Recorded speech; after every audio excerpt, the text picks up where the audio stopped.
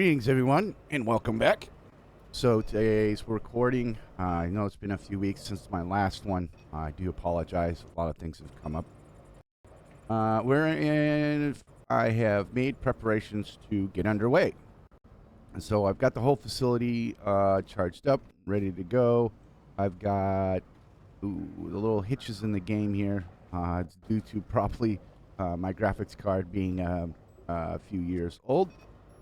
So, show you some things about the ship itself before we open the door and commence our extremely long journey of repopulating or recreating humankind.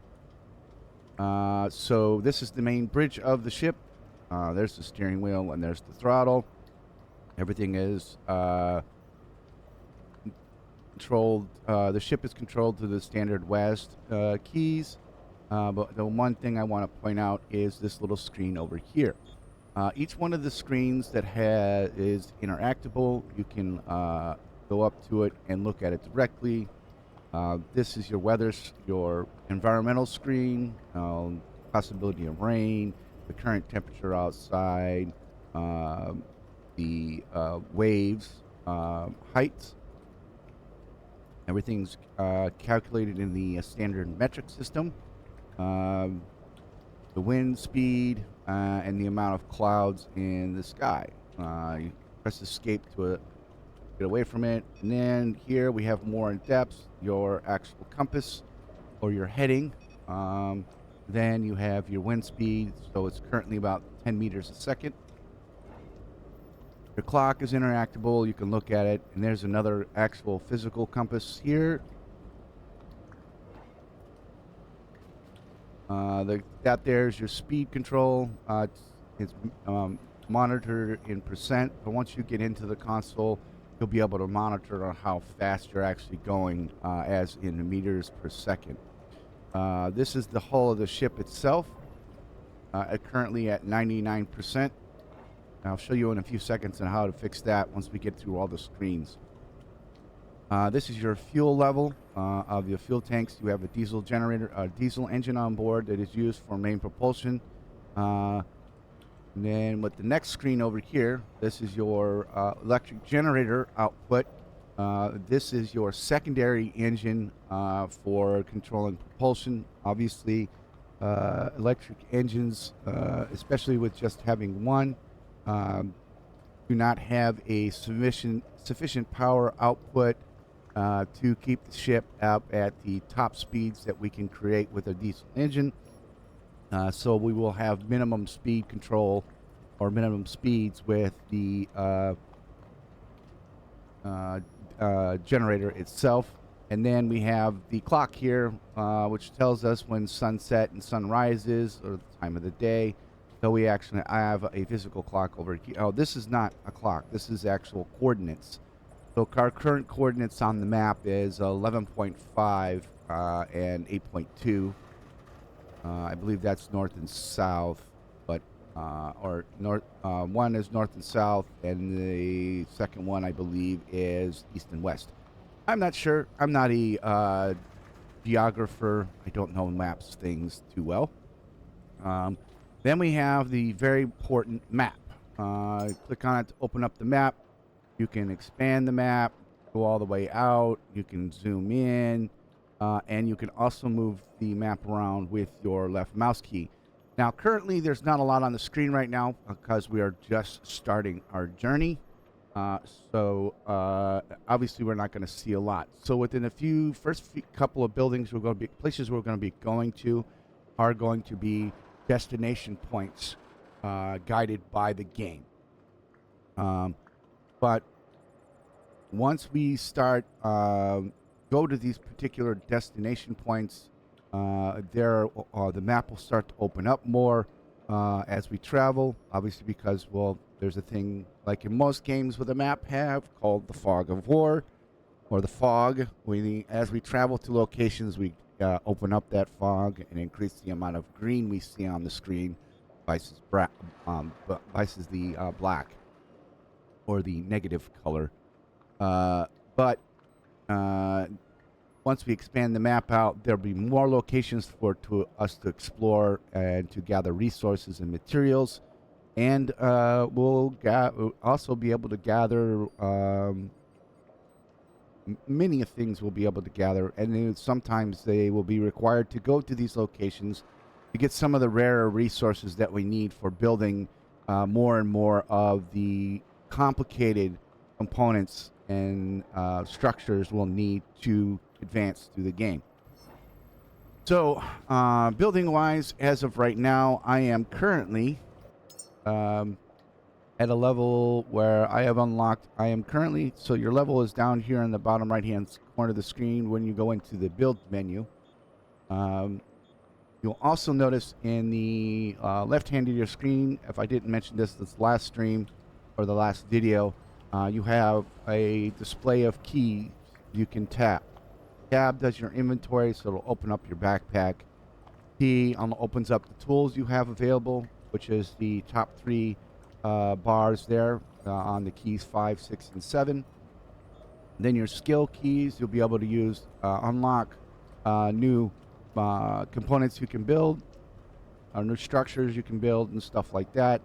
Your enhancements, this increases things like your vitality, your hull mastery, your improved hydraulics, engineering, your building, and pressure, because there are going to be times where you're going to need to go deep in the water to gather resources or to unlock some a location on the map, because it is an unknown location, and none of the let's just say navigation beacons that are where we'll be unlocking will unlock that location because it is a close guarded secret.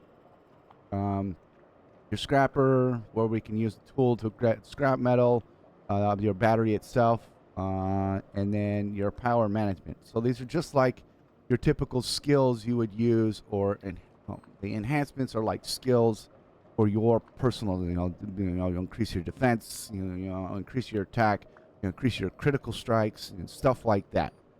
So this is in a similar way, but this is more geared towards making you more efficient at building and crafting things, and the ability to go underwater more. So we got our skills tree here. I have currently 1 point available. There's nothing else right now that I really want to unlock that utilizes the 1 point. Oh, excellent. You know what? I'll unlock that right there.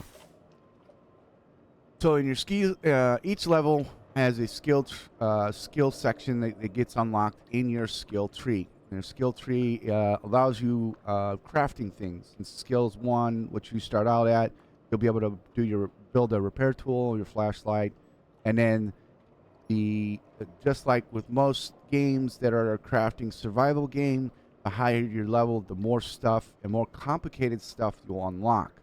To me, the important things are things that provide power and things that can improve the power efficiency of other things. Like, for example, these components here are for the electric engine, your electric engine cylinder booster, and your diesel cylinder booster. These will increase the power output and the output of your engines. I will show you where those are at here in a moment. And right now they only have skills up to level 10. We will unlock more as we go on, and I don't understand why all of a sudden it is now not letting me to scroll down. It just keeps going back up. No, we'll mess with that here in a little bit. All right, so we'll take a look at the ship. All right, obviously this is the bridge here. This is a console that you can plug into. I don't have any data cables right now, so I can't plug into it. I don't have the resources to build the data cables, so we won't worry about that. I have gathered quite a large amount of resources on the base. There's going to be some little stuff that I'm going to grab and move onto the ship itself, and then use for scrap later. Throw that over there. I'm going to go ahead and shut our scrapper off, and I'm going to go ahead and kill the power to our fabricator, because it'll allow us to maintain some more of that energy that we need for while we're underway. Um, do please forgive me if I'm using unfamiliar or unknown nautical terms.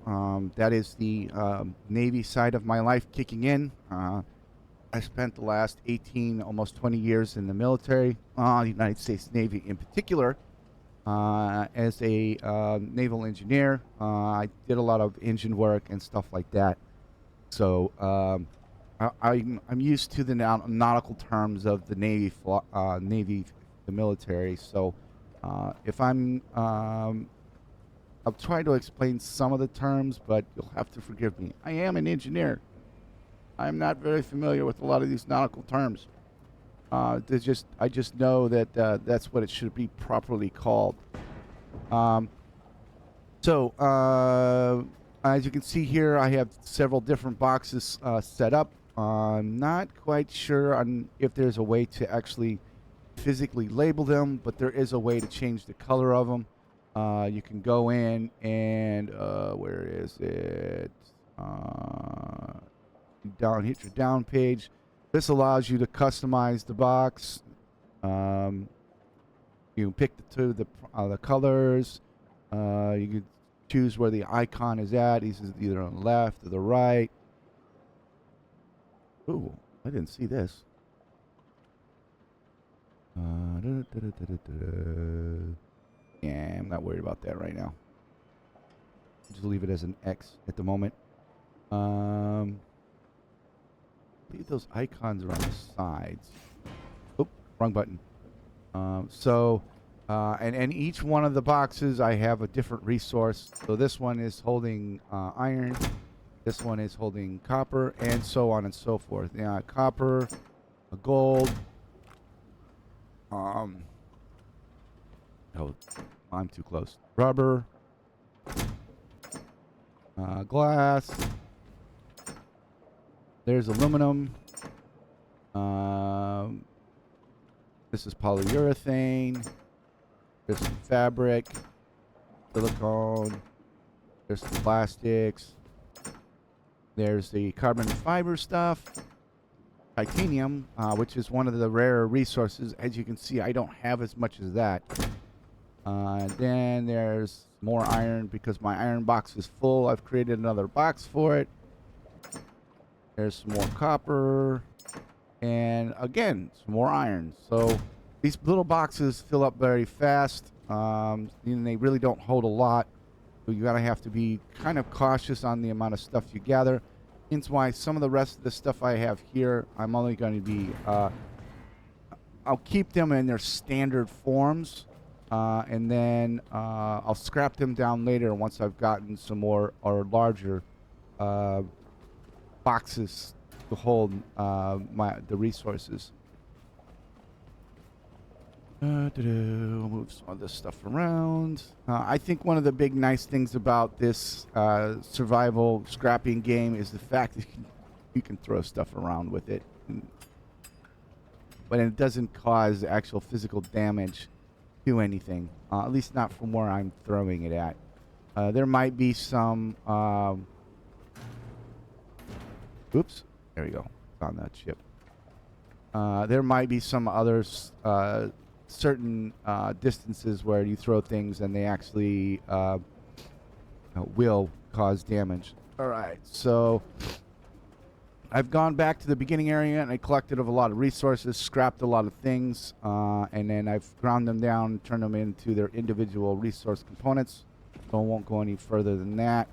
Let's see what we got in here. There's some more resources here, as you can see. Let's see, we'll take this cable. Here we go. I'm going to go ahead and shut these machines off as well because we're getting ready to leave. And now that we have established power and we've got a way of the power replenishing itself, because we will go up to the top here. Because there's probably machines upstairs I'll need to shut off as well.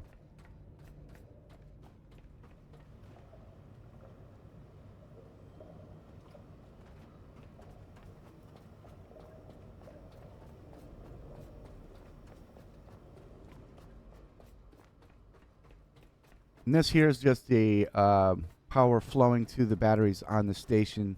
The battery that you're charging right now, they're not shown. We don't have access to them yet.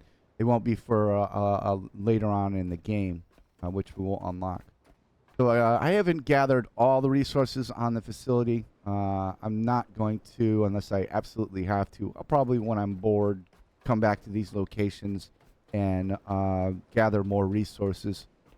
So currently we're now receiving power from 4 solar panels and 3 wind turbines, which is one of the things we can actually physically craft. Is this?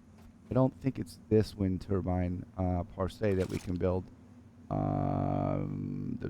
It's the Cyclone model, and I don't think we have the. Nope, we've only got the small Whisperer. That's further down the skill tree. I am currently holding a repair wrench in my hand. This is what we use to repair our ship, and we can repair things that are repair and build things on the station, like these solar panels and the wind turbines.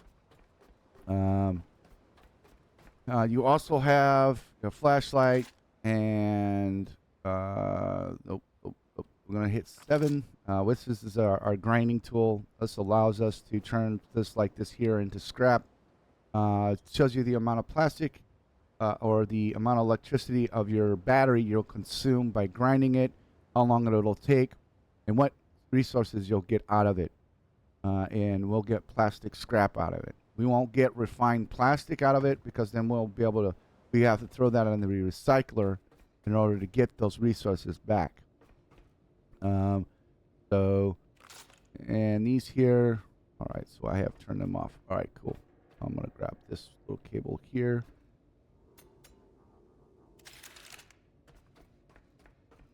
So it looks like there's no power going through this because these 2 are shut off.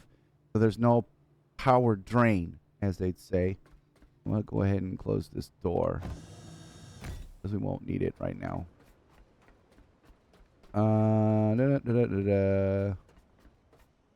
There we go. All right, let's head back down to the ship. We got one more switch to throw before we come back, and we're going to stop over and pick up those resources.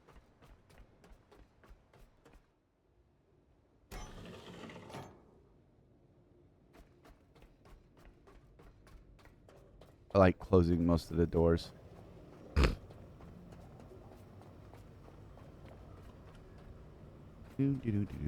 Now, we can go down one of 2 ways. We can go down this way, or we can drop down this ladder here to get where we need to go. But I'm going to pick the reasonable route. I'm going to go this way.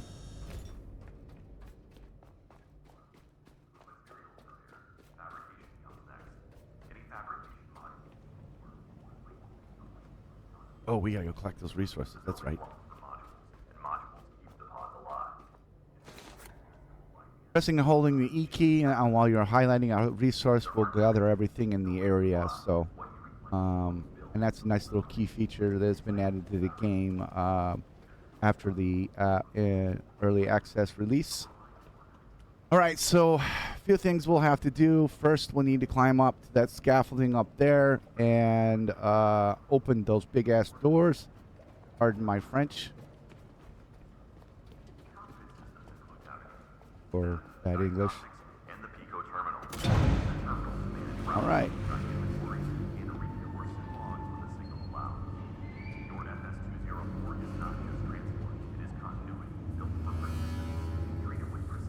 It'd be nice if while that was moving there were some ripples in the water from the thing actually moving rather than it look like it's just phasing through the water.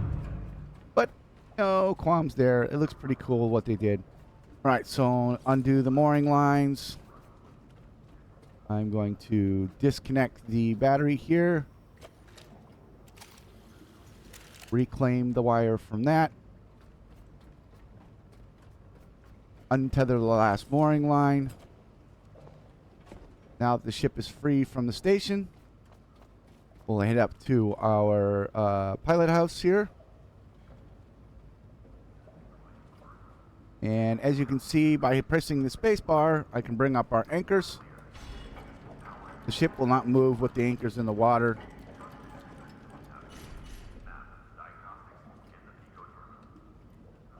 And then I'm going to press slightly on the W key to increase our throttle to bring us up to right around 20%. A little over 25%. And as you can see, our speed is measured in kilometers, not meters per second. Kilometers per hour, or kilometers per hour.